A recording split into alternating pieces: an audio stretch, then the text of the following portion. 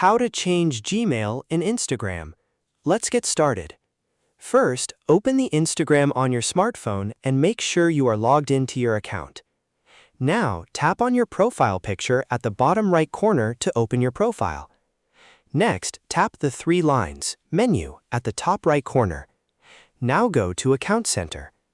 Inside Account Center, tap on Personal Details. Then select Contact Info. Here you will see your current email address. Tap on Add New Contact and then choose Add Email.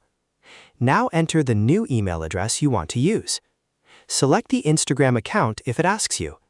After that, Instagram will send a verification code to your new email. Open your email inbox, copy the code, and enter it in Instagram. Finally, click Next and your email will be updated successfully. That's it. If you found this video helpful, don't forget to like the video, subscribe, and press the bell icon for more quick tech tutorials. Thanks for watching.